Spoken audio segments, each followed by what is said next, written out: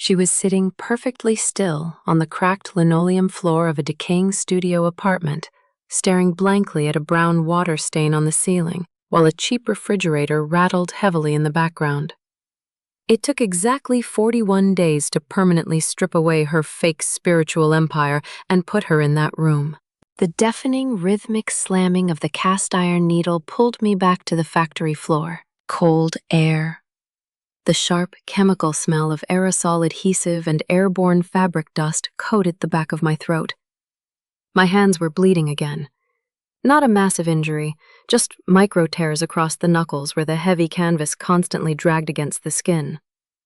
My sewing machine was a second-hand beast, a heavy industrial relic that vibrated with such force my teeth rattled if I leaned too close to the feed dog. It skipped a stitch every 12 inches.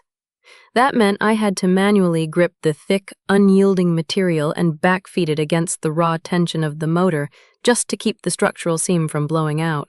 I reached for the roll of black electrical tape sitting on the edge of my work table.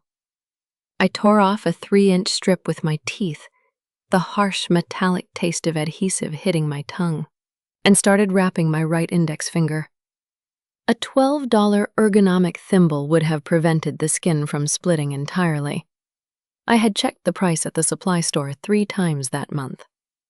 $12. That was exactly what I could not justify spending. Honestly, $12 is a fortune when the property taxes on your father's house are past due. Not when every single penny I made working 14-hour upholstery shifts went into keeping the physical foundation of our family from completely collapsing. Look at your own hands for a second. Consider the exact dollar amount your physical pain is worth to the people who share your blood. How long are you supposed to keep smiling at the person dismantling your life while you sit in a freezing room, wrapping your own split skin in cheap hardware tape just to keep a roof over your mother's head? I smoothed the black tape down over my knuckle. Above my workstation sat a single, heavy spool of industrial Kevlar thread. My grandfather gave it to me, right before he died. It was gritty, thick, and completely unyielding. I used to watch him bind load-bearing seams with it in his garage, his massive, grease-stained hand showing my mother how a structure only holds the weight it was built for. I kept it on that shelf, just to remind myself that true bonds do not snap under pressure. But lately, I felt like I was running on frayed canvas, just an absolute structural blowout waiting to happen. I spent 7 years doing the grueling maintenance on my late father's property. I replaced the rotting porch slats in the freezing rain. I patched the water damage in the drywall. I worked double shifts at the warehouse to pay off the endless mountain of medical debt he left behind, sacrificing my own college savings to keep the bank from taking the only home my mother had left. Let's talk about the exact math of that debt. 7 years of eating cold cans of soup over the sink at 11 at night. And then, the day I finally paid off his final medical bill arrived. It was a Tuesday in November. I logged into the hospital billing portal on my phone, and the balance hit 0. I drove to a local corner bakery and bought a small, dense carrot cake. $12. The exact price of the thimble. I set it on the kitchen island of the house I had physically bled to maintain, waiting for my mother to come downstairs so we could finally breathe. So we could finally celebrate surviving the financial suffocation. She never came downstairs. She wasn't even in the house. I sat there in the dead silence of the kitchen, the cheap neon bulb buzzing above the sink. I pulled out my phone, and the screen illuminated the dark room. A social media post. My sister was downtown. She was throwing this massive, extravagant brand launch party for her new wellness and crystal healing center in a high-end commercial loft. The photos showed imported marble floors, massive silk hammocks hanging from the exposed brick ceiling. And right there in the background, my mother. She was holding a $50 botanical cocktail, laughing, tagged with the caption praising generational healing. I ate a slice of cold cake alone in the dark. The structural math of our family was agonizingly clear. I was the load-bearing beam, buried in the dirt, taking all the crushing weight. My sister was the expensive, useless decorative trim that everyone admired. Make no mistake, my sister didn't just ignore the heavy lifting, she actively rebranded it. She posed as this deeply spiritual, high-income wellness influencer.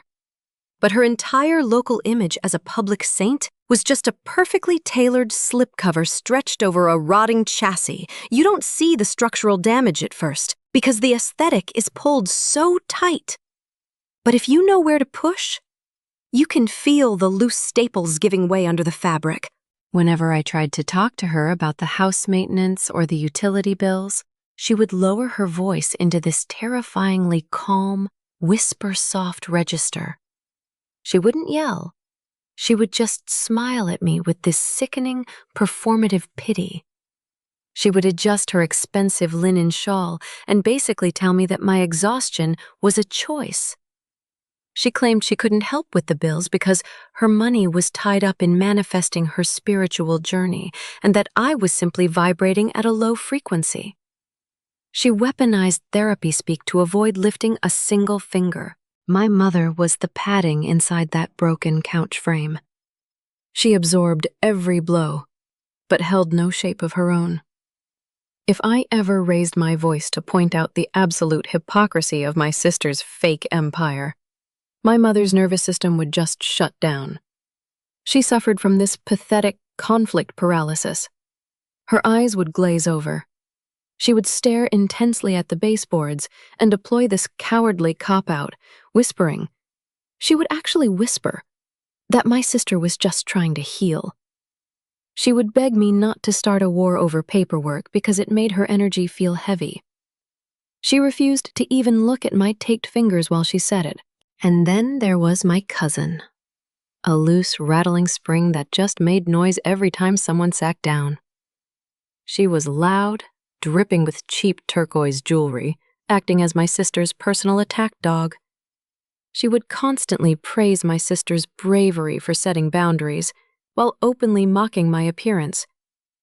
She would look at my calloused, stained hands across the living room and loudly sigh, asking why I refused to value my vessel. Her husband, Mark, he was a quiet guy who worked in logistics. Sometimes, when the mockery got really bad, I would catch Mark giving me this brief, hidden look of profound sympathy. He would shift his weight, look at the floor, and say nothing. Absolute silence. His sympathy didn't fix the rotting floorboards. I finished wrapping my finger and thought back to the kitchen counter at home. My hand had brushed against a crumpled piece of fabric earlier that morning. It was this ugly, stiff little swatch. My sister had left it there on the island 2 days prior. She had brought some random appraiser friend into our father's house, claiming they needed to evaluate the estate's antique collections. She held up this exact swatch, claiming it was a priceless 18th century heirloom textile. She used it as leverage to argue that the rest of the house was just full of worthless, toxic clutter that was anchoring our ancestral trauma. I kept the swatch. I slipped it into my pocket, not because I gave a single thought to antiques or her spiritual nonsense. I kept it because I work with textiles for 14 hours a day. I know how threads bear weight. I know how materials react to friction. And as I squeezed that fabric between my calloused thumb and my taped index finger, I knew exactly what a lie felt like. I was holding the exact physical thread that was going to unravel her entire life. The heavy, metallic thud of the front door closing shut behind me didn't register at first. Rainwater dripped from the hem of my heavy canvas jacket, pooling on the cracked linoleum of the entryway. I was holding a single piece of thick, water-stained paper that I had just pulled from the rusted mailbox. It wasn't a dramatic federal warrant. There were no flashing municipal emergency lights outside, no loud dramatic music playing in the background. It was just a boring, mechanically folded piece of municipal stationery from the county clerk's office. A 30-day notice to vacate. My eyes dragged across the black ink, struggling to process the stark, sterile numbers. Attached to the back was a photocopy of a quitclaim deed. My mother's signature was scrawled at the bottom, legally transferring the entire property to my sister's newly formed LLC. The estate wasn't bankrupt. There was no mysterious investor stepping in to save us from debt. My sister had simply liquidated the remaining $80,000 of equity out of the house I had bled to repair, transferring it directly into a private commercial account. $80,000. I stood there shivering in the drafty hallway, my boots tracking mud onto the floor. $80,000 for imported silk hammocks and marble tiling for her wellness center. Meanwhile, the throbbing pain in my right index finger reminded me that I couldn't even afford a $12 piece of metal to protect my own skin. The sharp scent of burning sage hit my nostrils before she even walked into the room. My sister floated into the hallway from the kitchen, adjusting an oversized cream-colored linen shawl over her shoulders. She didn't look guilty.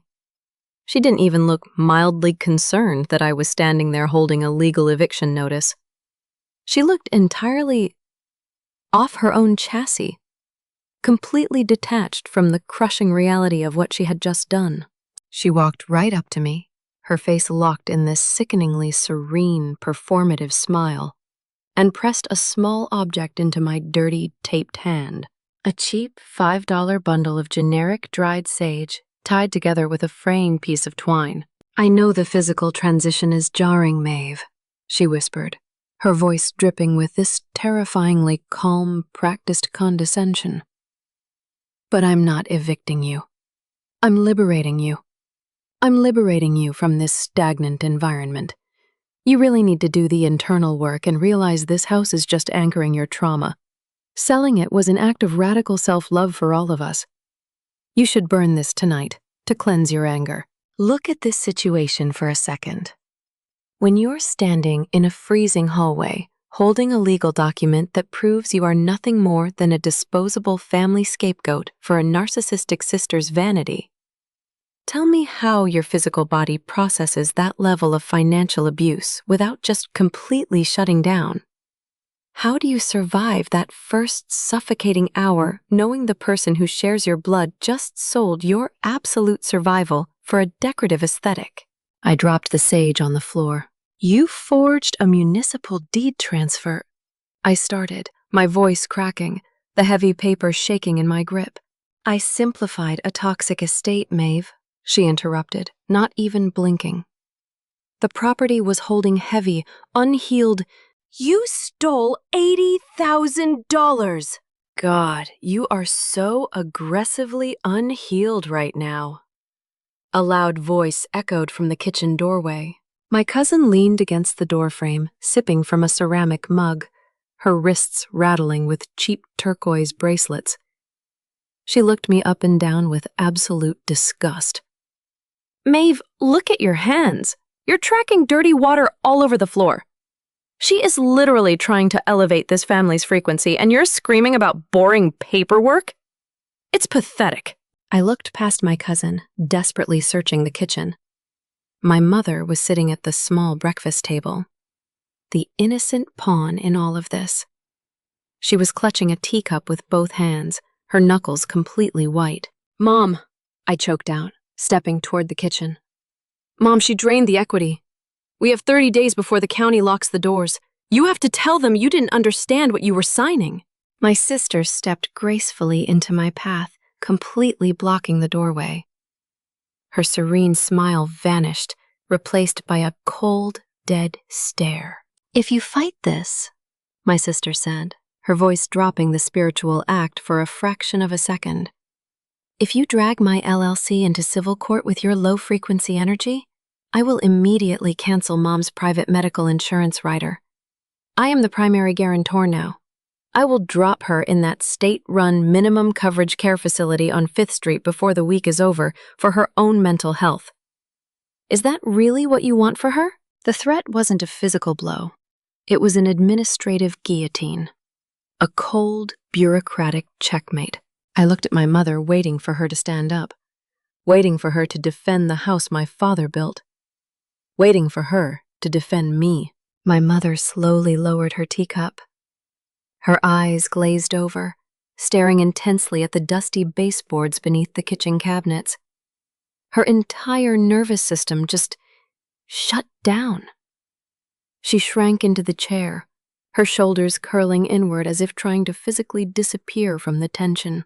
"Please," my mother whispered, her voice trembling so badly I could barely hear her over the rattling of the kitchen window. "Please, both of you? You're breaking my heart. Mom, she is throwing us onto the street." "Your sister is just trying to heal," my mother whimpered, aggressively smoothing out a microscopic wrinkle on her cardigan, refusing to make eye contact with me. "Please don't start a war over paperwork, Maeve. There's fault on both sides. Just let it go. My energy is too heavy for this." The room just went completely dead. I couldn't scream. I couldn't throw anything.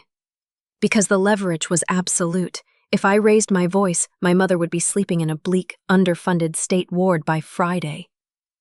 I was completely paralyzed by the bureaucracy of her hostage-taking. I turned around, walked out the front door into the freezing rain, and drove straight to my afternoon shift. 2 hours later, the sheer biological weight of the betrayal finally caught up to me on the factory floor. I was standing at my workstation, surrounded by the deafening roar of 30 industrial sewing machines and the sharp hiss of pneumatic staple guns. I was supposed to be stretching a massive, heavy piece of raw canvas over a wooden commercial sofa frame. It required pure, brute physical strength. I grabbed the edge of the thick fabric with both hands. I dug my boots into the concrete floor. I pulled backward with all my weight, preparing to fire the staple gun to lock the tension. And then I just stopped. The ambient noise of the workshop vanished, and my chest seized up like a heavy canvas drum stretched so tight past its weight limit that the fibers were beginning to snap. My lungs wouldn't expand. My knees suddenly felt like they were filled with cold water. I froze mid-pull, the heavy pneumatic staple gun hovering uselessly in my right hand. I couldn't move my arms. The black electrical tape wrapped around my index finger was violently trembling against the metal trigger. I stood there in the dusty, fluorescent-lit aisle, completely dissociating. I wasn't crying over the $80,000. I was staring blankly at the rough texture of the canvas, and all I could see was a brief, haunting memory from 20 years ago. I remembered my mother sitting on the edge of my grandfather's workbench in the garage. She was smiling, her voice steady and warm, gently holding that exact spool of industrial Kevlar thread as he taught her how to bind a load-bearing seam. That woman was gone. The mother sitting in the kitchen this morning was just a hollowed-out ghost, entirely broken by her own cowardice. The grief of mourning someone who is still physically sitting in your kitchen is a profound, suffocating exhaustion that no amount of sleep can ever fix. It's the absolute, cruelest form of mathematics. You convince yourself that if you just reinforce the failing joints, if you just work one more 14-hour shift, take one more micro-tear to the knuckles, absorb one more condescending lecture about your aura, you can somehow balance the ledger of their dysfunction. But you can't outwork a structural deficit that requires your total bankruptcy to survive. They don't want you to heal. They need you bleeding, constantly patching the heavy canvas over their fake reality so they don't have to look at the rot they've created. The immense biological energy it takes to maintain their illusion, it doesn't just exhaust you. It fundamentally hollows out your skeleton. I spent 7 years acting as a human shock absorber for a sister who weaponized her own fragility and a mother who outsourced her spine to the highest bidder. And the most devastating part? They will sleep perfectly soundly tonight in the house I paid for, while I sit here choking on fabric dust, calculating how to stretch $40 over 2 weeks. I just stood there, unable to breathe, my hands shaking so badly I almost dropped the heavy steel gun on my boots. "Hey," Maeve. A heavy hand tapped my shoulder. I violently flinched, gasping for air as the roaring sound of the factory instantly rushed back into my ears. My floor supervisor was standing next to me, looking at me with a confused, slightly concerned expression. "You've been holding that staple gun in the air for 3 minutes," he muttered over the noise of the machines. "You need to clock out?"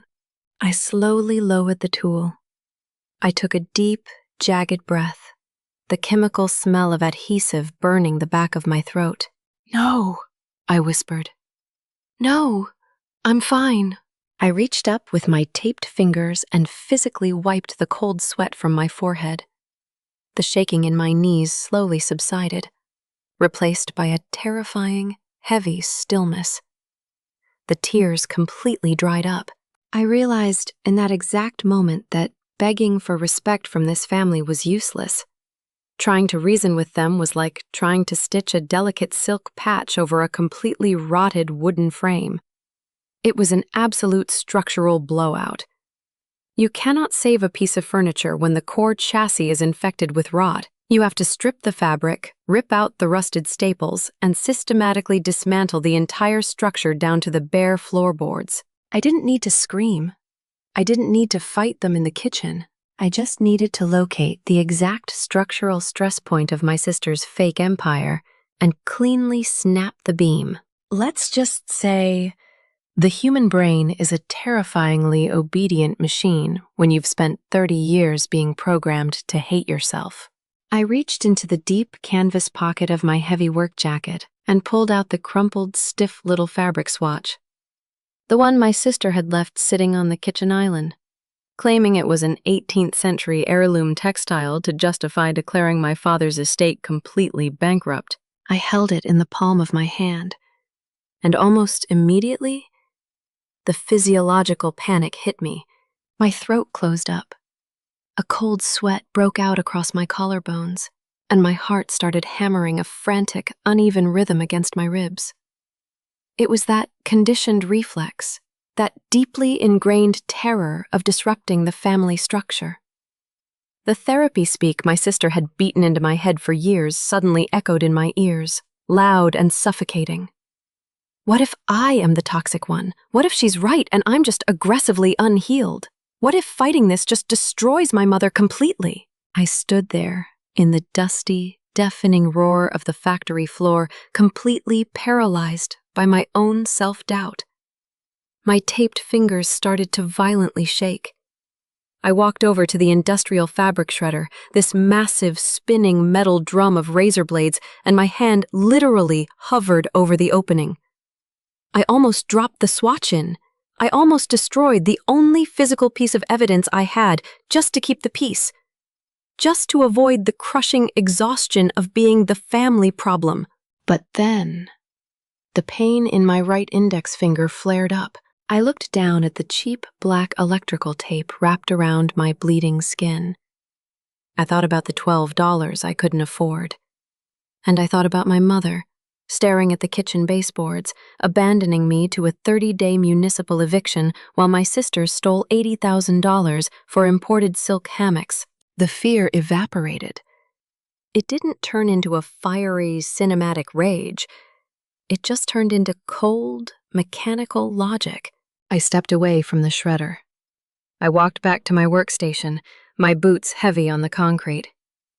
I held the crumpled swatch up to the harsh fluorescent light overhead. I am an industrial upholsterer. I spend 14 hours a day calculating weight dispersion, material durability, and structural friction. I know exactly how natural historical fibers behave under tension. Real 18th century organic silk has microscopic imperfections. It catches against the rough calluses on your skin.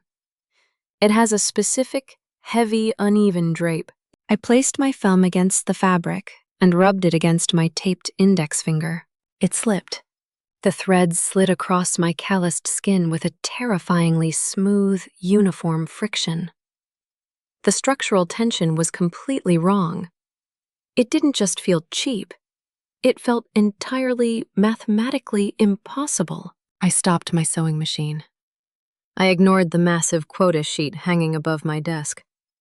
I walked to the far corner of the warehouse, pushing through the heavy plastic flaps into the hazardous materials storage bay. The air inside smelled sharply of acetone and burnt rubber. I opened the heavy metal cabinet and pulled out a glass dropper and a small, rusted tin of methyl ethyl ketone, a standard, highly aggressive chemical solvent we use to strip industrial adhesive off raw metal frames. I set the fabric swatch on a cold aluminum tray. I squeezed the rubber bulb. I held my breath. One single, clear drop of the chemical solvent fell onto the center of the dark fabric. If this were historical organic material, the solvent would simply soak into the weave and stain it. Instead, the fabric hissed. A thin, toxic curl of black smoke rose into the sterile lights. The threads violently curled inward, shrinking away from the chemical drop. The weave snapped under the aggressive reaction, bubbling and melting rapidly until a thick, black puddle of cheap polyurethane goo hardened against the aluminum tray. I just stared at the melted plastic. 18th century silk does not melt in commercial solvent. The math stopped. It was a complete structural blowout.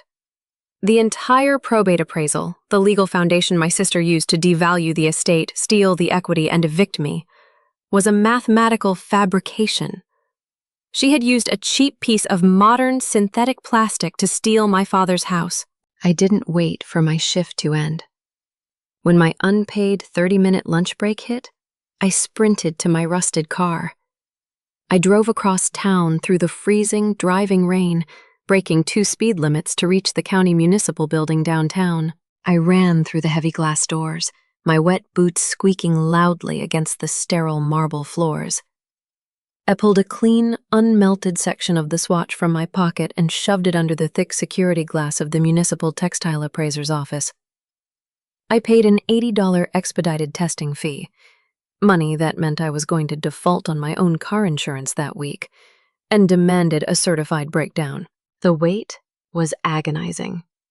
I paced the sterile waiting room for 45 minutes, listening to the slow, rhythmic ticking of the wall clock, my wet canvas jacket dripping onto the plastic chairs. Finally, a bored county clerk slid a heavy, watermarked document back under the glass. I snatched it up. The paper was still warm from the laser printer. It smelled like fresh toner. I stared at the bold black ink stamped with the official county seal. Sample analysis: 40% modern polyurethane polymer weave, 0% historical organic material. Probate asset classification: fraudulent, void. The core deception was locked. But my brain was moving faster now, shifting through the gears of her lies. If the appraisal was fake, how did she actually secure the lease for that massive commercial wellness center? $80,000 of stolen equity covers the build-out, sure, but landlords require a massive, pristine credit history to underwrite a high-end commercial lease. My sister's credit was garbage. She hadn't held a real W-2 job in 5 years. I drove back to the factory. My hands were gripping the steering wheel so tightly my knuckles throbbed. I didn't go back to the sewing floor. I hid in the dark, sweltering boiler room behind the loading dock. The loud, rhythmic hissing of the steam pipes masked the sound of my ragged breathing. I pulled up the public commercial property listing for her new wellness center on my phone. I pulled a cheap digital voice recorder out of my locker, pressed it against my phone's speaker, and hit record. I dialed the leasing management group listed on the registry. When a bored commercial property manager answered, I didn't yell. I kept my voice flat, posing as a county compliance clerk, just verifying the LLC's liability structure for a tax form. The manager didn't even hesitate. The casual indifference in his voice made my stomach drop. Look, I don't care about the LLC's current cash flow. The man's voice crackled through the terrible speaker, echoing slightly over the hiss of the factory boilers. We already approved the $15,000 monthly lease. The LLC is just the DBA. Eleanor Vance is listed as the primary guarantor. The mother holds the absolute financial risk. My mother. I hung up the phone. The air in the boiler room suddenly felt unbearably thin. I waited in pure, agonizing silence until my shift ended at 9 p.m. I walked out to the dark, freezing parking lot and sat in the cab of my truck. I poached a weak Wi-Fi signal from a closed coffee shop across the street, my cracked phone screen illuminating the dark interior of the car. I logged into the county's public commercial lease registry portal. The digital loading bar crept across the screen. Agonizingly slow. Every pixel felt like a physical weight pressing down on my chest. The rain lashed against the windshield in the dark. Finally, the unredacted PDF of the commercial lease rendered. The blinding white glare forced me to squint. I zoomed in on the final page, my taped index finger sliding across the cracked glass. There it was. Primary guarantor signature, Eleanor Vance. Financial liability, absolute. My mother's signature was perfectly forged on the digital line. My sister didn't just steal the equity to build her fake spiritual empire. She had secretly, methodically chained our paralyzed, cowardly mother to a massive commercial anchor. When that crystal healing center inevitably failed, the commercial landlord wouldn't go after my sister's bankrupt LLC. They would instantly trigger absolute civil bankruptcy against my mother, draining whatever pathetic retirement she had left. The tears completely dried up. The physical trembling in my knees stopped. I sat alone in the freezing dark of the truck, listening to the rain. I didn't feel rage anymore. I just felt the cold, terrifying calm of an auditor who has finally found the bottom of a fraudulent ledger. A structure that heavy cannot stand on a fabricated chassis. It doesn't require a screaming match to destroy it. It just requires applying the exact right amount of administrative pressure to snap the load-bearing joints in public. I didn't need to argue with my sister's aura. I just needed to legally condemn her building while she was still standing inside it. The cold rain hadn't stopped by Tuesday morning. I parked my rusted car 3 blocks away from the county's Department of Elder and Medical Affairs, sitting with the engine turned off to save gas. I was running on frayed canvas. I had slept for maybe 3 hours in the last 2 days, surviving purely on the metallic taste of cheap break room coffee and the agonizing throb in my taped index finger. I looked down at the steering wheel. My hands were slipping against the worn plastic, leaving faint smudges of industrial grease. If I walked into that high-end probate lawyer's office on Thursday and simply dropped the fake appraisal and the forged commercial lease onto the table, my sister would instantly panic.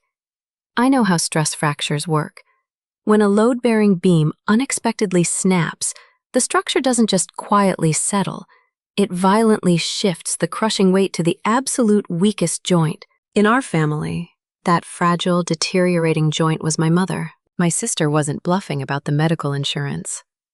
As the newly appointed primary guarantor of my mother's estate, she held the administrative keys to the private medical rider. The absolute microsecond my sister realized her fake wellness empire was burning, she would execute her threat. She would log into the healthcare portal, cancel the policy, and legally dump my paralyzed, cowardly mother into that bleak, underfunded state ward on 5th Street just to punish me.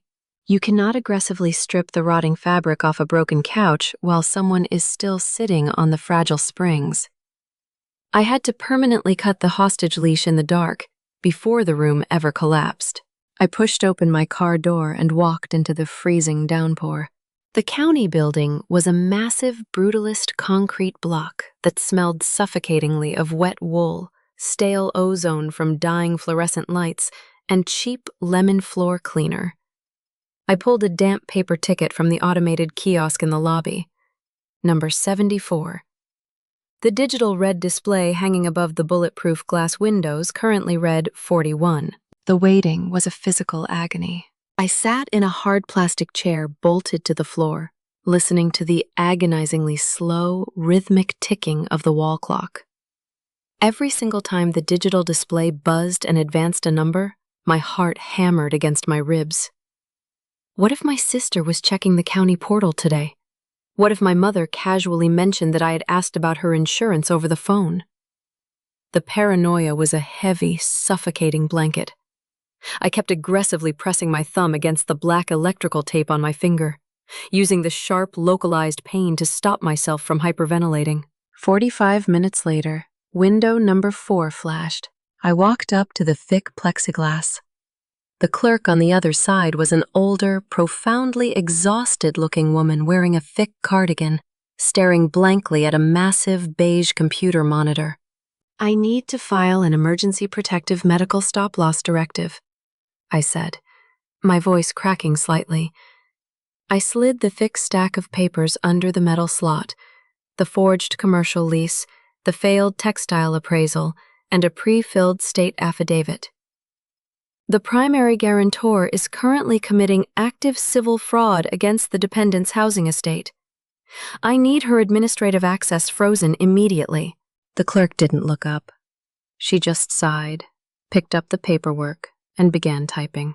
The heavy, sluggish clicking of her mechanical keyboard was the loudest sound in the world. Click, clack, pause. She would scroll. She would squint at the screen. Click, clack. It was terrifying. The entire safety of my mother's life was completely dependent on this bored county worker's typing speed. I gripped the aluminum ledge of the counter, my knuckles turning white. The air in the lobby felt incredibly thin. "Filing this injunction requires a bonded legal hold fee," the clerk muttered, finally looking at me through the smudged glass. $150, non-refundable. If the fraud claim is dismissed in civil court, the hold lifts in 30 days. $150. I had exactly $162 in my checking account. That money was supposed to cover my electric bill and my gas for the next 2 weeks. I didn't even hesitate. I pulled my worn debit card from my pocket and shoved it into the chipped plastic card reader sitting on the counter. "Please," I thought, staring at the tiny LCD screen on the reader. "Please don't decline." The machine beeped. A sharp, high-pitched electronic chirp. The terminal flashed green. Approved. The clerk hit the final key on her board. The printer beside her desk aggressively whirred to life, spitting out a thick, watermarked document. She grabbed a heavy, wooden-handled rubber stamp, pressed it firmly into a red ink pad, and slammed it down onto the paper. Thwack! "Directive is active in the state system," she said in a deadpan drone, sliding the stamped copy back under the glass. "Eleanor Vance is legally suspended from altering, canceling, or transferring any medical or housing policies tied to the dependent.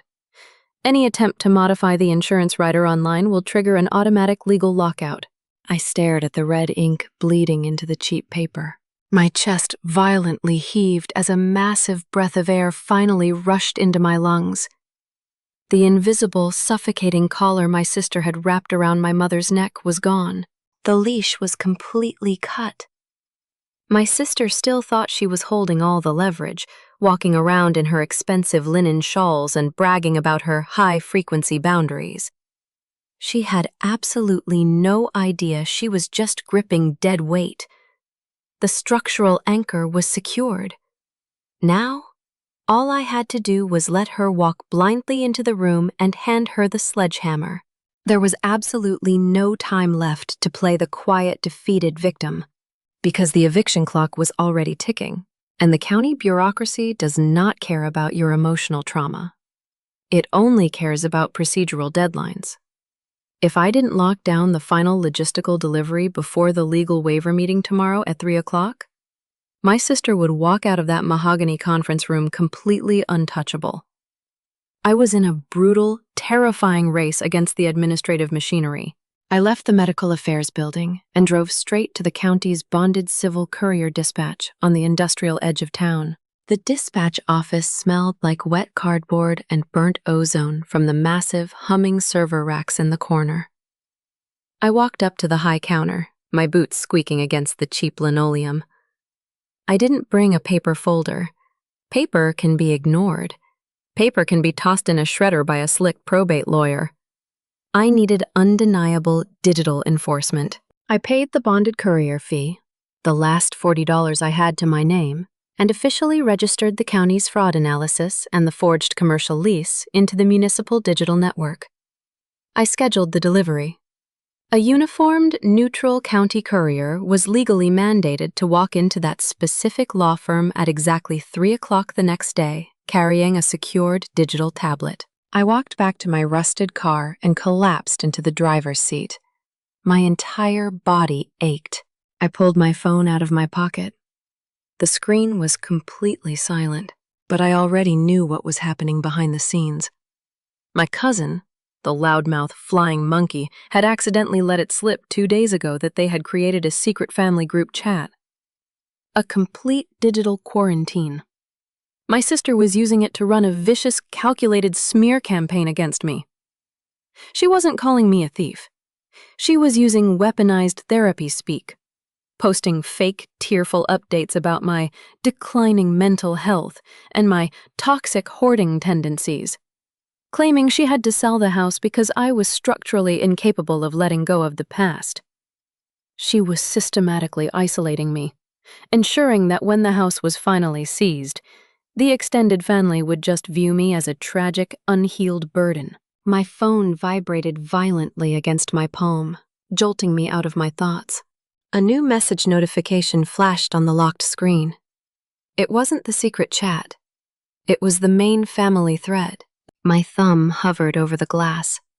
I opened the message. It was from my sister. Just keep her talking about her feelings so she signs the deed waiver before the municipal notice hits the mail. Validate trauma. My lungs completely froze. She had sent it to the wrong chat. She meant to send it to my mother in their private thread, coaching her on exactly how to manipulate me at the lawyer's office tomorrow. A microsecond later, the gray text bubble completely vanished from the screen. She deleted it. The chat instantly updated with a new, sickeningly sweet message. So excited to hold space for our healing tomorrow, Maeve. The universe is guiding us. But my thumb was already resting on the physical side buttons of my phone. The blinding white flash of the screenshot capture illuminated the dark cab of my truck. The time-stamped ghost of her absolute hubris was permanently saved to my camera roll. The smear campaign was a rotting frame, and I had just captured the exact moment it buckled. The sharp chemical tang of artificial lavender hit my lungs. It was Thursday morning, just 2 hours before the meeting. I was standing in the kitchen trying to pack my heavy canvas tool bag when my sister cornered me. She was already dressed in this immaculate cream-colored silk suit.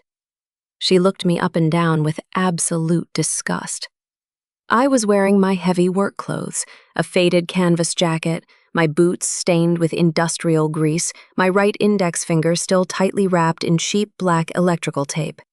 Maeve, you cannot walk into a high-frequency legal space looking like a discarded mechanic, she sighed, loudly setting her expensive leather purse on the island. You are embarrassing my aesthetic. Sit down. Before I could back away, she grabbed my wrist. Her grip was surprisingly sharp. She physically pulled me toward the bar stool and forced me to sit. She pulled a heavy glass jar of expensive organic hand lotion from her bag. She didn't ask. She just scooped a massive glob of the slick cream and began aggressively rubbing it into my cracked, bleeding hands. The physical friction was agonizing. The harsh chemicals in the scented lotion seeped directly into the raw micro-tears across my knuckles. It burned like battery acid. I tried to pull my hands back, but she tightened her grip, violently buffing the cream into my calloused skin while looking at me with pure, performative pity. You just completely neglect your vessel, she whispered, her voice dripping with condescension as she rubbed the burning lotion over the black electrical tape on my finger. The lawyer is going to think you're a hoarder. I'm just trying to make you look presentable so we can finalize this transition peacefully. You really need to start accepting my help. I sat there, staring at the side of her face. My teeth were clenched so tightly my jaw cracked. If you were sitting in that chair, feeling the slick, chemical burn of $80 lavender cream being aggressively rubbed into your open wounds by the exact person who just stole your foundation? Would you have the sheer willpower to swallow that specific, agonizing humiliation without snapping, just to secure the final trap? I didn't pull away. I let her massage the burning cream into my bleeding hands. I stared at the cheap plastic swatch still sitting on the counter behind her, and I forced my muscles to completely relax. "Thank you," I whispered, my voice perfectly dead. "I appreciate the help." She smiled, completely satisfied with my subservience, and wiped her hands on a silk towel. An hour later, I drove across town. But I didn't go straight to the law firm. I pulled my rusted car into the muddy gravel lot of the local fabric wholesale warehouse. The massive, corrugated metal building smelled deeply of stale tobacco, raw cotton bales, and diesel exhaust. It was the only place left in the city that felt like absolute safety. I walked past the roaring forklifts and pushed open the heavy wooden door to the break room. Sully pulled a crushed pack of cigarettes from his flannel pocket. He tapped one against the table, his deep, weathered eyes locking onto mine. He didn't offer a dramatic movie speech. He just looked at me with the quiet, pragmatic certainty of a man who has spent his entire life studying how things break. "You've been paying their emotional mortgage with your own blood for 7 years, kid," he said, his voice a low, gravelly rumble. "And they still handed you an eviction notice. Stop trying to balance the ledger. Real family isn't the people who can mathematically afford to keep you around while you're useful. It's the people who never once pulled out a calculator to figure out what your loyalty was worth." I took a slow sip of the bitter coffee. The undeniable truth of it settled into my bones. The shaking in my chest completely vanished. I stood up, left the mug on the table, and walked out to my car to burn an empire to the ground.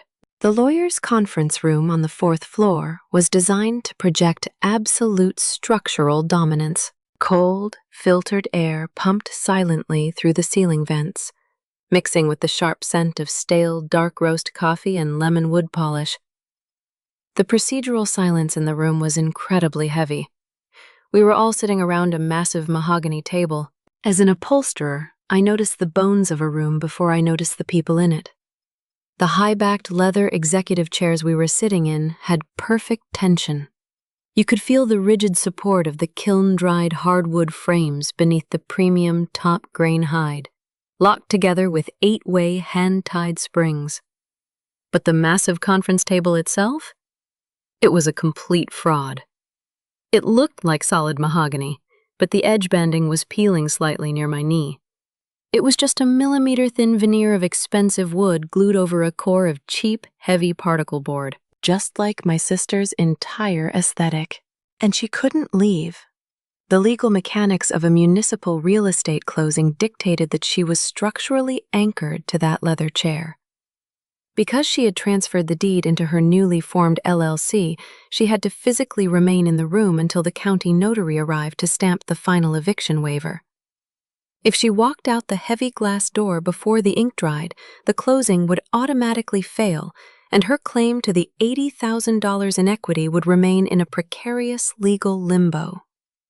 She was trapped by her own absolute greed. The lawyer hadn't stepped into the room yet.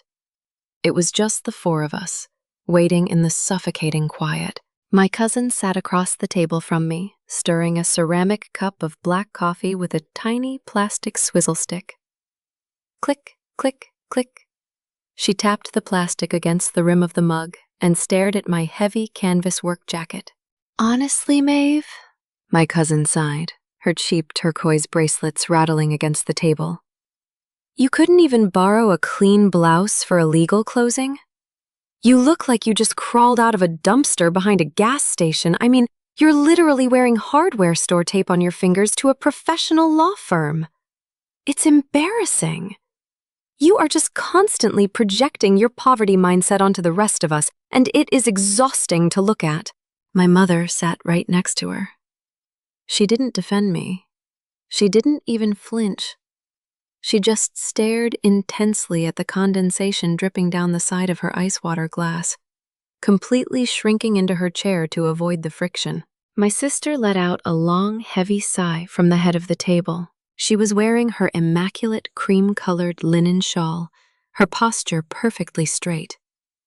She looked at me with this sickening, performative pity. "She's right, Maeve," my sister whispered, her voice dropping into that terrifyingly calm, practiced register. "The energy you're bringing into this space is completely unaligned. Give me your hands." I just stared at her. "Give me your hands, Maeve," she repeated, leaning across the fake mahogany veneer. "I am not having the notary walk in here and think I'm evicting a vagrant. It ruins the aesthetic of the transition." She didn't wait for my permission. She reached across the table, grabbed my wrists with a rigid, inescapable grip, and pulled my hands toward her. She reached into her oversized leather tote and pulled out the heavy glass jar of organic, lavender-scented hand cream. She scooped out a massive glob of the thick lotion and began forcefully grinding it into my calloused skin. The physical humiliation of it was paralyzing. The harsh, concentrated chemicals seeped directly into the raw microtears across my knuckles, burning like battery acid. She worked the slick cream over the dirty black electrical tape on my index finger, dragging her perfectly manicured nails over my open blisters. She didn't care that it hurt. She was performing for the room. "You really need to start valuing your vessel," she announced loudly, ensuring the paralegal sorting papers in the corner of the room could hear her. "This is just sad." I sat completely frozen, my teeth grinding together so hard my jaw ached, letting her smear the burning cream into my wounds. Satisfied with her dominance, my sister released my hands and wiped her own palms on a pristine silk handkerchief. She leaned back in her heavy leather chair, crossing her legs, looking around the room to bask in her own saintly patience. "I know you think I'm the villain here, Maeve," she said, her voice dripping with weaponized therapy speak. "But I have to protect my peace. You are so attached to that toxic, rotting house because you are structurally incapable of healing. I'm simply setting a healthy boundary for this family. Selling the estate and upgrading our frequency was the absolute only way to stop your financially abusive hoarding." My mother gave a slow, imperceptible nod, blindly validating the lie just to keep the temperature in the room down. My cousin beamed with pride, sipping her coffee. The complicit silence of the room was a heavy, suffocating weight pressing against my lungs. They actually believed it. They actually believed she was a savior. I didn't argue. I didn't defend the 7 years of grueling labor I spent keeping a roof over my mother's head. I just sat there, my hands burning from the lavender chemicals, staring at her perfectly serene, unbothered smile. I just looked at her, raising her chin, adjusting her expensive linen shawl in the sterile lighting of the conference room, and I wondered if she had any idea how fast a fake empire burns when you pull the structural pin. Because the heavy glass door of the lobby was about to open, and the county's automated dispatch system was about to answer that for me. The heavy glass door to the conference room unsealed with a thick pneumatic hiss. The procedure of the room completely stopped. My sister looked up, a flash of pure annoyance crossing her face at the interruption. She adjusted her pristine linen shawl, preparing to reprimand whichever paralegal had dared to intrude on her curated aesthetic. But it wasn't the lawyer. It wasn't a paralegal. A man wearing a damp, dark blue municipal uniform stepped onto the expensive wool rug. His heavy rubber boots squeaked loudly against the polished hardwood border. Rainwater dripped from the brim of his cap. He looked profoundly bored, holding a rugged, thick plastic digital tablet in his left hand. Underneath the fake mahogany table, my legs trembled. A massive, cold rush of adrenaline flooded my veins, making my vision blur for a fraction of a second. My chest tightened like a vice, my lungs struggling to pull oxygen from the stale, lemon-scented air. I gripped the thick fabric of my heavy canvas trousers, digging my raw, taped fingers directly into my own thigh. I used the sharp, localized sting of my blisters to stop my hands from shaking. I was not a cold, calculated assassin. I was an exhausted, broke upholsterer about to detonate my own family, and the biological terror of doing it was almost paralyzing. "I have a priority municipal service for an Eleanor Vance," the courier mumbled, pulling a thick plastic stylus from the side of the tablet. "County clerk's office." "I am Eleanor," my sister sighed, sounding incredibly put out by his blue-collar presence in the room. "But my attorney isn't here yet. Whatever this is, you can just leave it with the receptionist down the hall. We are in the middle of a transition. Needs a digital signature from the LLC director. Direct service." The courier stepped forward and slid the heavy tablet across the polished wood. The tablet stopped right in front of her perfectly manicured hands. A single piece of ice shifted and clinked against the glass of my mother's water cup. My sister picked up the plastic stylus.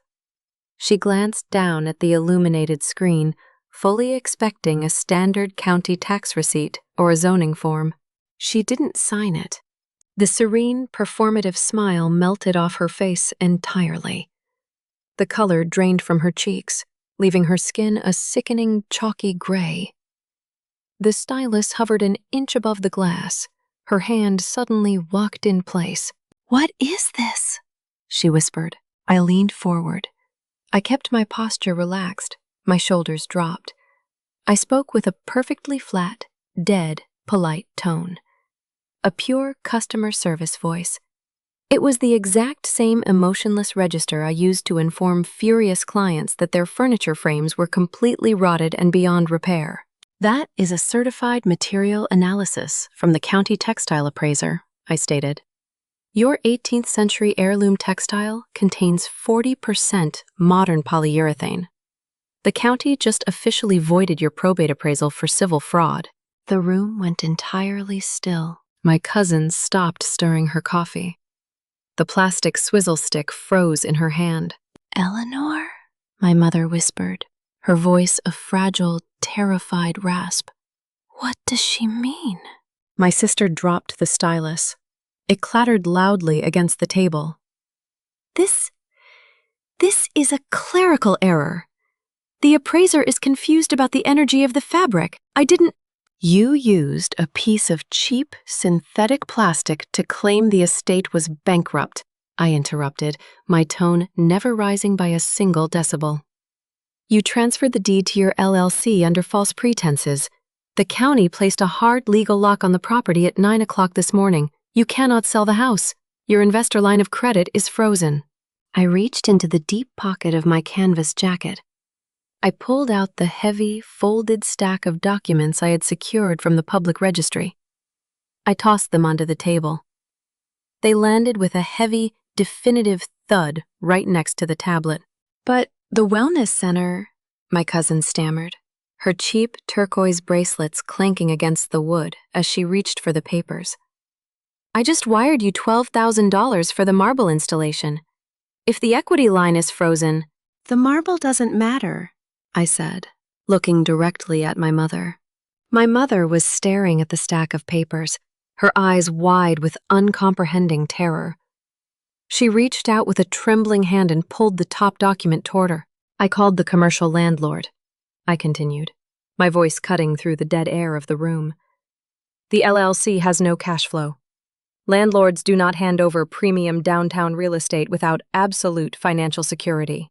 My mother's eyes scanned the black ink on the page. I watched her pupils dilate. The paralyzing, cowardly bubble she had lived in for 20 years completely shattered in real time. "Eleanor," my mother choked out, struggling to pull air into her lungs, her hands clawing at the collar of her cardigan. "Eleanor, my signature is on this." "Mom, just breathe. It's a structural formality," my sister started, her voice finally cracking, completely losing the soft, spiritual whisper. "Read the liability clause, Mom," I instructed coldly. My mother read the bold text aloud, her voice shaking so hard it sounded like she was crying. primary guarantor signature, financial liability, absolute. Eleanor, this is a $15,000 a month lease. I didn't sign this. I didn't sign this. The room exploded. The pristine, quiet conference room instantly dissolved into absolute, deafening social chaos. My mother pushed her leather chair back, gasping for air, her hands clutching her chest as the reality of massive civil bankruptcy crashed into her. If the LLC folded, and the county had just ensured it was already dead, the commercial landlord would immediately seize her pathetic retirement fund to cover the broken lease. My cousin leaped to her feet, her heavy chair slamming into the wall behind her. Her performative spirituality vanished, replaced by raw, guttural panic. "You forged her signature?" my cousin shrieked, pointing a shaking hand directly at my sister's face. "You told me the center was fully funded by the estate. You told me my investment was secured by the house. Where is my $12,000, Eleanor? Where is my money?" My sister shrank back into her expensive leather chair. She looked like a trapped animal, her eyes darting between the door and the furious faces surrounding her. "The universe is just testing our frequency right now," my sister cried out, her voice a desperate, shrill whine. "If you all just lower your voices and maintain a positive—" "Shut up about the universe," the booming voice came from the back of the room. Mark, my cousin's quiet husband, stood up from the corner sofa. He had sat in silence for years, watching the mockery, avoiding the friction, reading his logistics emails on his phone. But the sheer, undeniable proof of the financial slaughter broke his restraint. He walked right up to the mahogany table, his face flushed with pure disgust. "She paid your mortgage for 6 months!" Mark screamed, his voice tearing through the chaos, pointing a heavy finger at me before turning his wrath onto my sister. "She paid your mother's medical bills for 7 years while you were out buying silk hammocks and faking your aura. You are a complete fraud." My cousin spun around, tears of rage ruining her mascara. "I am calling a lawyer, Eleanor. I am suing you in small claims tomorrow morning. I will take everything you own." "Everyone stop!" my sister shrieked, realizing her entire ecosystem of enablers was actively cannibalizing her. She looked at me, her eyes wild, desperately searching for a way to flip the narrative. She gripped the edge of the table, her knuckles turning white. "Maeve is manipulating you. She is deeply unwell. I only did this because she is financially abusive, and I needed to protect our family's peace. My intentions were entirely pure." The hypocrisy was breathtaking. I reached into my canvas pocket one last time. I pulled out my phone. I tapped the screen, opening the photo gallery, and slid the device across the thick mahogany veneer. It came to a stop, right in front of my mother. "Read the text she sent to the family chat at 9 o'clock this morning," I said quietly over the screaming. "The one she deleted." My mother looked down at the bright screen. Mark leaned over her shoulder, reading the time-stamped ghost of my sister's absolute malice. I read it aloud for the room, my voice steady and brutal. "Just keep her talking about her feelings so she signs the deed waiver before the municipal notice hits the mail. Validate trauma." The deafening screams in the room instantly died. A heavy, sickening silence fell over the table. The kind of silence that happens when a mask doesn't just slip, but shatters into 1,000 pieces on the floor. My mother covered her mouth with both hands, her eyes locked on the glowing screen, a quiet, broken sob escaping her throat. She finally realized her golden child didn't just make a mistake. She was a calculated predator. My cousin took a slow step back from the head of the table, looking at my sister like she was a contagious disease. My sister sat completely frozen. Her mouth opened, but no words came out. The therapy speak well was entirely dry. The aesthetic was gone. She was just a thief sitting in a rented chair. I reached into my other pocket and pulled out the small, fraying bundle of cheap dried sage she had handed me in the freezing hallway 2 days ago. I tossed it onto the table. It landed directly on top of the forged commercial lease with a soft, pathetic rustle. I stood up. I adjusted the heavy collar of my work jacket, ignored the burning sensation of the lavender lotion seeping into my open cuts, and looked down at her. The municipal hold is already active, so you can stop explaining your aura to the lawyer because I need to clock in for my afternoon shift. My sister didn't scream. When a narcissist's entire constructed reality hits a solid brick wall of undeniable mathematics, they don't fight the wall. They don't throw furniture or drop to their knees in a dramatic cinematic breakdown. They just completely rewrite the room. She reached up with violently trembling hands and began compulsively smoothing the edges of her linen shawl. Sweat was starting to bead along her hairline, causing her expensive organic makeup foundation to separate and cake around the corners of her mouth. She looked at the lawyer, who had just stepped through the heavy glass doors into the chaos, and flashed this terrifyingly hollow, delusional smile. "This is just a clerical error," my sister breathed out, her voice fluttering like a dying bird, completely losing her vocabulary. "The universe knows my intentions were pure. You're all just misinterpreting the energy of the contract." She pulled her expensive phone from her leather tote. Her fingers were shaking so badly she dropped it onto the mahogany veneer, scrambling frantically to pick it back up. She started aggressively tapping the glass screen, opening her banking app to prove she still had the $80,000, to prove she could just buy a better lawyer and fix the aesthetic of the room. She hit refresh. The digital loading circle spun. She hit it again. And again. The boring, gray user interface of the banking app suddenly flashed. A sterile red banner locked across the top of her screen. Account restricted. Civil fraud hold. She couldn't buy a coffee, let alone a defense attorney. The bureaucracy was suffocating her in real time, shutting off the oxygen to her fake empire with a single automated line of code. I didn't stay to watch her hyperventilate. Gripping the heavy canvas strap of my work bag, I looked down at her frantic, sweating face. I didn't offer a final, gloating monologue. Operating strictly on the rhythm of my grueling factory shifts, I simply treated her like a hostile customer who had just been declined at a cash register.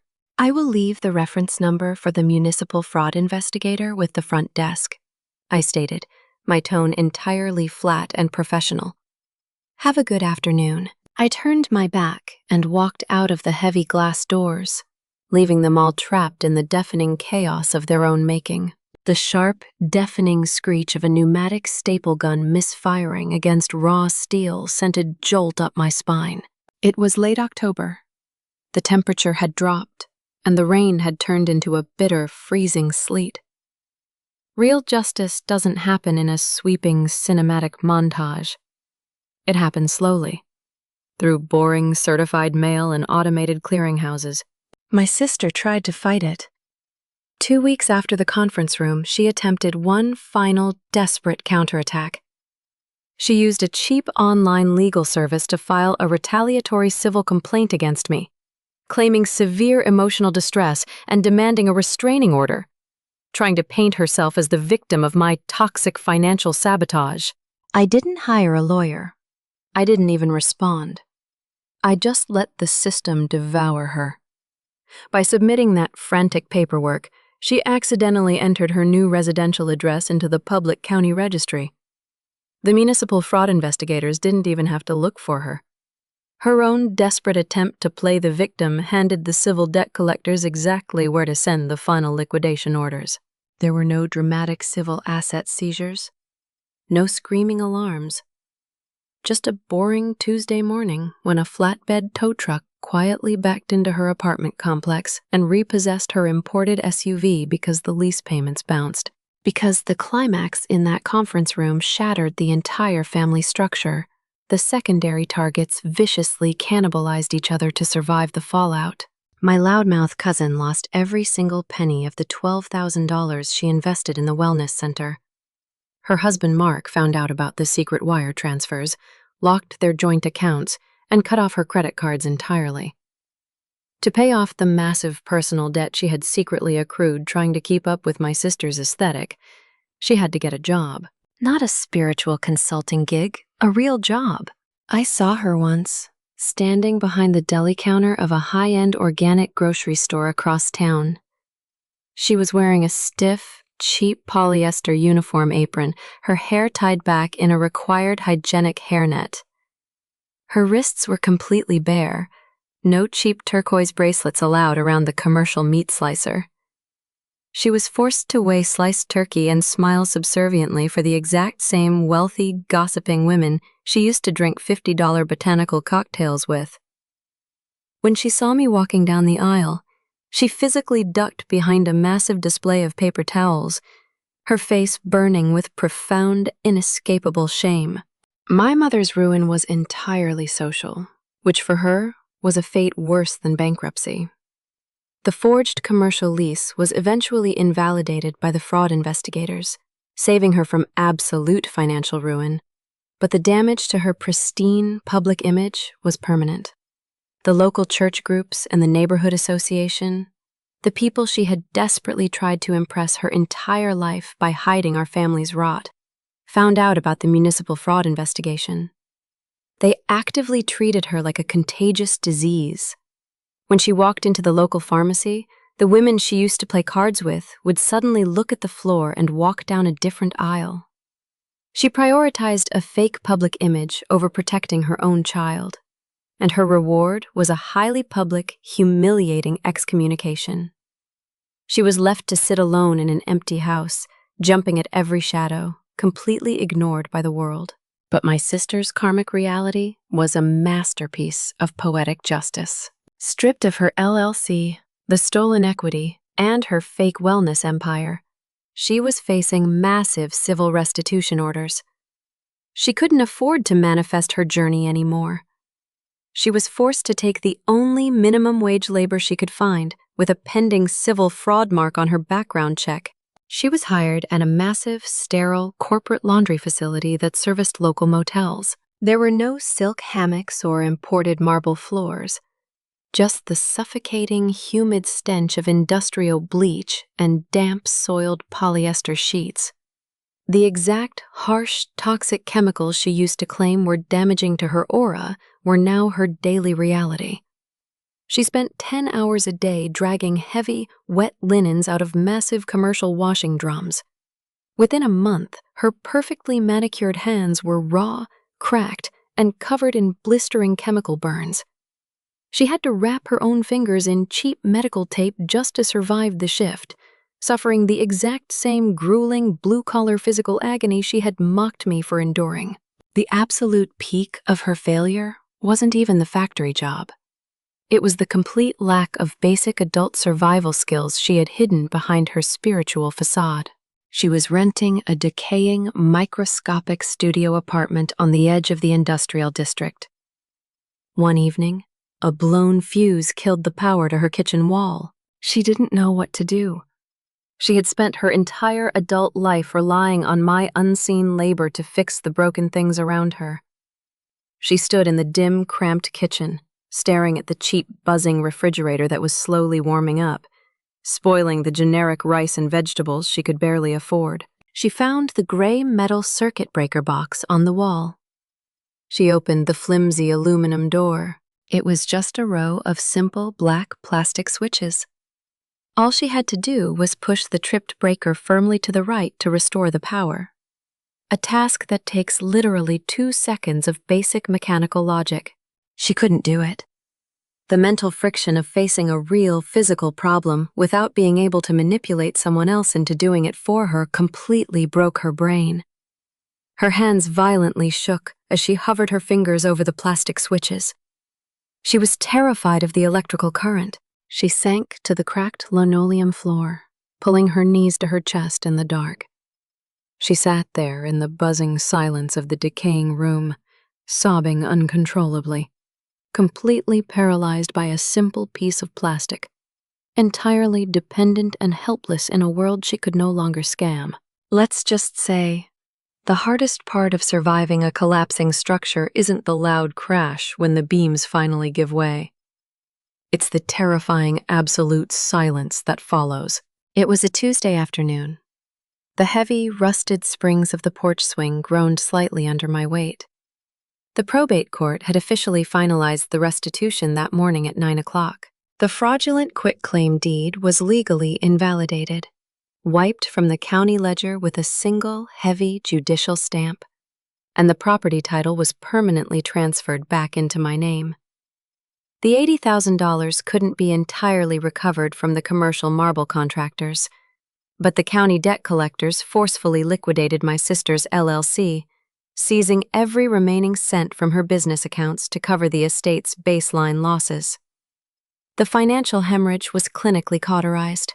I was standing on the porch of the house my father built, holding a ceramic mug of black coffee, when my mother's rusted sedan pulled into the driveway. She didn't get out right away. She sat behind the steering wheel for a long time, staring blankly at the dashboard, her shoulders hunched up to her ears. When she finally opened the door and walked up the cracked concrete steps, she looked incredibly fragile. Her oversized cardigan hung loosely off her frame, dragging against the banister. The profound, suffocating cowardice that had dictated her entire life had finally hollowed her out completely. She stood at the top of the stairs, refusing to make eye contact with me. She stared intensely at a small chip of peeling paint on the porch railing, aggressively picking at it with her thumbnail. "Your cousin sent a card to the old P.O. box," my mother whispered, her voice a dry, rasping tremor. She wanted to apologize for the things she said. She needs a character reference for a new job. I had received the envelope a week prior. I didn't even break the wax seal. I just carried it onto the factory floor, smelling the faint trace of her cheap perfume lingering on the paper, and dropped it directly into the industrial fabric shredder. I watched the steel blades reduce her pathetic backpedal to dust in absolute, deafening silence. I didn't reply to my mother's comment. My mother aggressively smoothed a microscopic wrinkle on her sleeve, her hands shaking violently. She was entirely incapable of naming the trauma. She couldn't say the words fraud, theft, or abuse. Her desperate need to avoid conflict wouldn't allow her to acknowledge the raw friction of reality. "Can't we just fix this?" my mother whimpered, her eyes welling with tears, finally looking at the steel toes of my work boots. "It's so quiet now, Maeve. The energy is just so heavy without her. Can't we just go back to being a family?" I looked down at her. I didn't feel a sudden rush of cinematic rage. I didn't feel a triumphant, explosive victory. I just looked at her trembling hands, her pathetic posture, and realized she wasn't an evil mastermind orchestrating my ruin. She was just a deeply broken, exhausted old person who was terrified of loud noises. She had failed to protect her own child out of pure biological cowardice. Before I spoke, a heavy, profound grief settled deep in my chest. Listen, when a wooden frame is severely infested with dry rot, you cannot just sand the surface and paint over the damage. You have to take a heavy carbon steel saw and cleanly cut the infected wood entirely out of the chassis. The structural gap it leaves behind is permanent. It makes the furniture lighter, almost uncomfortably hollow. You mourn the loss of the original wood, but it is the absolute only way the rest of the structure survives the winter. I set my coffee mug on the wooden railing. "The probate court issued the final order yesterday," I stated, my voice completely devoid of metaphor or emotion. "I hold the absolute title to the property. The locks were changed this morning. Any further communication regarding Eleanor's civil debt, the estate, or your medical rider needs to be routed through my attorney's office via certified mail. Do not drive to this property again." My mother physically flinched, the brutally literal boundary striking her like a physical blow. She didn't argue. Her broken nervous system forced her to simply nod, her breath catching in her throat as she slowly turned around. I watched her walk down the long driveway, get into her car, and drive away. The silence she left behind wasn't heavy. It was perfectly clean. I walked inside and locked the heavy brass deadbolt. I didn't stop in the kitchen. I walked straight through the empty house, pushing open the heavy wooden door to the attached garage, the space I had converted into my own quiet upholstery workshop. The sensory contrast was immediate. The suffocating, sterile noise of the lawyer's conference room, the frantic screaming of my cousin, the deafening roar of the commercial factory floor, they were all completely gone. The air in the garage was cool, smelling heavily of raw cedar sawdust, cold metal tools, and canvas. A single, dusty radio in the corner played a faint, static-laced broadcast. I walked over to the heavy wooden workbench. My hands were finally healing. The deep, raw blisters across my knuckles had scabbed over, and I was no longer wearing the cheap black electrical tape. I reached up to the top wooden shelf. My fingers brushed against the heavy, wooden spool of industrial Kevlar thread my grandfather had left me. I pulled it down and held it in both hands. The weight of it was substantial. I ran my bare thumb over the gritty, thick, unyielding texture of the industrial fibers. As I felt the intense physical friction of the heavy weave against my skin, the final lingering tension in my chest completely evaporated. I didn't dismantle my sister's empire out of vengeance. I did it because I was the load-bearing beam. I ran my thumb over the thread again, feeling the exact same raw material my grandfather used to bind the load-bearing seams of his life. I had proven that I possessed the exact same quiet, unbreakable strength he did. The rot was completely cleared from the chassis. I set the spool down on the workbench, the heavy wood making a soft, solid thud in the quiet room. I was entirely safe. I turned off the harsh fluorescent bulb and walked out of the garage. I didn't leave a light on for them, and I never will again. Let them sit in the dark and manifest their own salvation. The structural debt is finally paid, and the ledger is permanently closed.